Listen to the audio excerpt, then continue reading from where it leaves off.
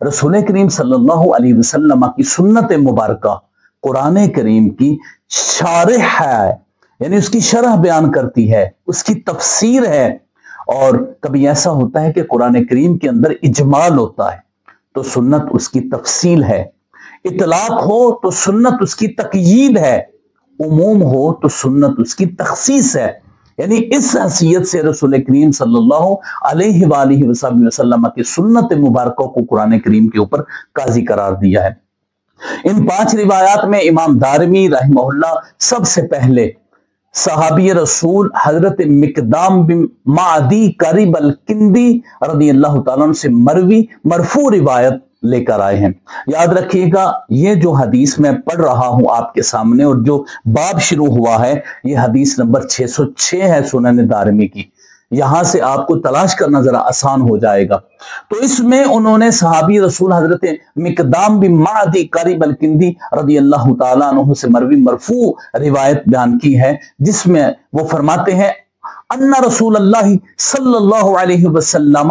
हर्रम अशिया यौम खैबर अल हिमार वगैरह। वो फरमाते हैं कि रसूल करीम सल्लल्लाहु अलैहि वसल्लम ने कई अशिया को खैबर के दिन हराम करार दिया, जिसमें गधा शामिल है और दीगर अशिया भी शामिल है। फिर उसके बाद वो रसूल करीम सल्लल्लाहु अलैहि वसल्लम का फरमान जिक्र करते हुए फरमाते हैं तुम क़ाल, फिर रसूल करीम सल्लल्लाहु अलैहि वसल्लम ने फरमाया ला यूशिकुर रजुल मुत्तकियन अला अरीकतिही, शख्स होगा टेक बना के बैठा होगा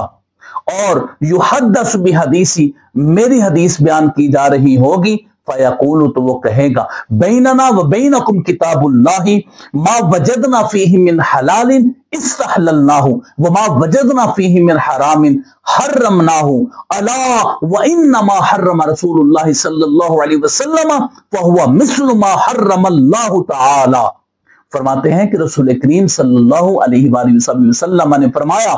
वो कहेगा हमारे और तुम्हारे दरमियान किताबुल्लाह मौजूद है ना, तो उसमें जो चीजें अल्लाह की किताब यानी कुरान करीम ने हलाल करार दी हैं उसको हम हलाल जानते हैं, और जो उसने हराम करार दी हैं उसको हम हराम करार देते हैं। तो रसूल करीम सल्लल्लाहु अलैहि वसल्लम ने उस शख्स की इस बात को सामने रखते हुए ये फरमाया कि एक शख्स ऐसा भी दावा करेगा, अब यकीनन जो कुरान पाक को सामने रखकर, जिनको अहले कुरान कहा जाता है, वो सामने रखकर हदीस का इनकार करते हैं, तो इसका मतलब है रसूल करीम सल्लल्लाहु अलैहि वसल्लम ने फरमाया ऐसे अहले कुरान कभी दुरुस्त रास्ते पर नहीं हो सकते। वो मुनकरीन हदीस हैं जो कुरान करीम की आड़ में हदीस पाक का इनकार करते हैं। तो फिर रसूल करीम सल्लल्लाहु अलैहि वसल्लम ने वाज़े अल्फाज में ये फरमाया था अला व इन्नमा हर्रम रसूलुल्लाह, खबरदार बेशक जो रसूलुल्लाह सल्लल्लाहु अलैहि वसल्लम ने हराम करार दिया है फहुवा मिस्लु मा हर्रम अल्लाह, वो ऐसे ही है जैसे अल्लाह रब्बुल इज्जत ने हराम करार दिया है। जाहिर है कुरान करीम खुद बयान करता है युहिल्लुल्लाहुमुत तय्यिबात व युहर्रिमु अलैहिमुल खबाइस। रसूल करीम सल्लल्लाहु अलैहि वसल्लम की जो सुन्नत की अथॉरिटी है उसको बयान किया जा रहा है कि आप पाक चीजों को हलाल करते हैं और नापाक चीजों को आप हराम फरमाते हैं। तो ये अथॉरिटी तो खुद कुरान करीम ने भी बयान कर दी है। लिहाजा जो लोग ये कहते हैं कि कुरान करीम में सारा कुछ है, उनको ये सोचना होगा कि रसूल करीम सल्लल्लाहु अलैहि वसल्लम की सुन्नत मुबारका, आपकी हदीस मुबारका की भी वही हैसियत है जो कुरान करीम की है। फर्क सिर्फ ये है कि वो मस्दर अव्वल है, ये मस्दर सानी है। इस हदीस मुबारक से साबित होता है कि अगर कोई कुरान करीम की आड़ में हदीस मुबारक का इनकार करना चाहेगा, रसूल करीम सल्लल्लाहु अलैहि वसल्लम के फरमान मुबारक का इनकार करना चाहेगा, तो उसकी बातों में नहीं आना बल्कि रसूल करीम सल्लल्लाहु अलैहि वसल्लम की हदीस मुबारक को बाकायदा तौर पर हुज्जत करार देना है। दूसरी रिवायत इमाम दारमी रहमहुल्लाह ने यहया बिन अबी कसीर से बयान की है। वो फरमाते हैं अस्सुन्नतु कादियतुन अलल कुरआनी व लैसल कुरआनु बिकादिन अला सुन्नह। सुन्नत कुरान करीम के ऊपर कादी है, काजी है, लेकिन कुरान करीम सुन्नत पर काजी नहीं है। इसका मतलब वही है जो मैंने बयान कर दिया है कि यहाँ सुन्नत से मुराद यह है कि कुरान करीम जहां पर मुजमल हो तो हदीस मुबारक सुन्नत मुबारका उसको तफसील से बयान कर रही हो, वहां इतलाक हो तो या सुन्नत मुबारका में उसकी तकयीद हो, वहां उमूम हो तो सुन्नत मुबारका में उसकी تخصیص ہو۔ اور تیسری روایت حسان بن عطیہ سے لے کر آئے ہیں امام دارمی رحمہ اللہ کہ وہ فرماتے ہیں کانا جبریل ینزل علی النبی صلی اللہ علیہ وسلم بالسنتی کما ینزل علیہ القرآن، حضرت جبریل امین رسول کریم صلی اللہ علیہ وسلم پر سنت مبارکہ ایسے ہی اتارتے تھے جیسے قرآن کریم اتارا کرتے تھے۔ اس میں کوئی شک نہیں کہ قرآن کریم حضرت جبریل امین لے کر آئے، اور سنت مبارکہ کے کئی اور ذرائع تھے جو رسول کریم صلی اللہ علیہ وآلہ وسلم پر نازل ہوئے۔ تو یہاں پر یہ بتایا جا رہا ہے کہ قرآن کریم نازل ہوا ہے، حضرت جبریل امین اس کو لے کر آئے ہیں، لیکن حضرت جبریل امین رسول پاک صلی اللہ علیہ وسلم کی پاک بارگاہ میں قرآن پاک کے علاوہ بھی لے کر آئے ہیں۔ تو اس روایت سے سنت مبارکہ کی اہمیت بالکل واضح ہوگی، بلکہ یہاں سے یہ بھی واضح ہو گیا کہ جس طرح قرآن کریم وحی الہی ہے، اس طرح رسول کریم صلی اللہ علیہ وآلہ وسلم کی سنت مبارکہ بھی وحی الہی ہے۔ اس کے بعد امام دارمی رحمہ اللہ حضرت امام مکحول شامی رحمہ اللہ کی روایت کو لے کر آئے ہیں۔ وہ فرماتے ہیں السنت سنتانی، سنت کی دو اقسام ہیں، سنت الاخذ بها فریضۃ وترکها کفر،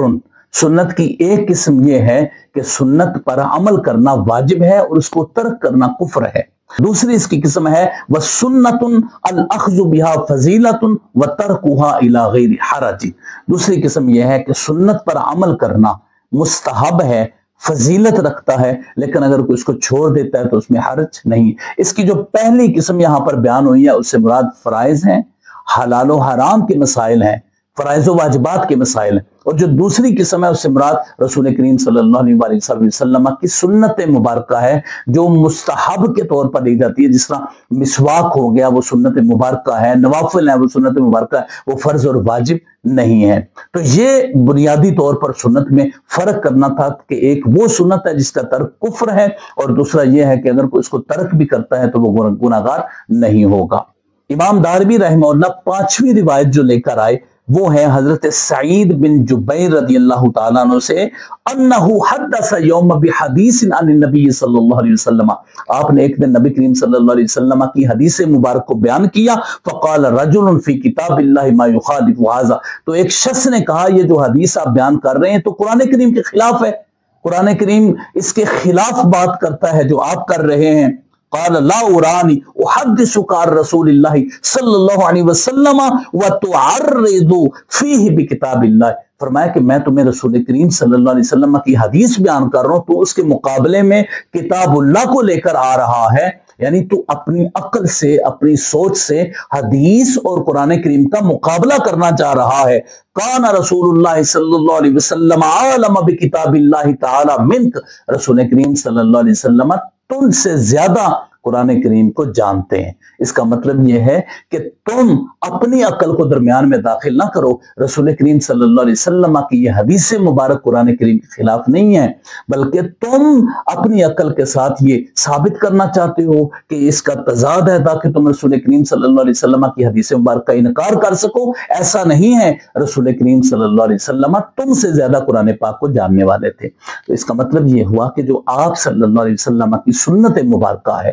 جو حدیث مبارک ہے، اس کی بڑی اہمیت ہے۔ سنت مبارکہ نہ ہوتی، رسول کریم صلی اللہ علیہ وسلم کی حدیث مبارک نہ ہوتی تو پھر کبھی بھی ہمیں اس دائرہ کار کی سمجھ نہ آ سکتی، قرآن کریم کے مدلولات کی سمجھ نہ آ سکتی، قرآن کریم کے مفاہیم کو ہم نہ سمجھ سکتے، اور جو اصل ارادہ الہیہ کی تفسیر ہے وہ رسول کریم صلی اللہ علیہ وسلم کے بغیر ہم ہرگز نہ سمجھ سکتے۔ تو اس لیے آپ صلی اللہ علیہ وسلم کی سنت مبارکہ اور حدیث مبارک کو قاضی کہا گیا ہے، یعنی وہ قرآن کریم کی تفسیر بیان کرتی ہے اور اس کے اجمال کی تفصیل اور اس کے اطلاق کی تقیید اور اس کے عموم کی تخصیص کرتی ہے۔ یہ سنت مبارکہ اور رسول کریم صلی اللہ علیہ وسلم کی حدیث مبارک کا مقام و مرتبہ اور اس کی حیثیت ہے۔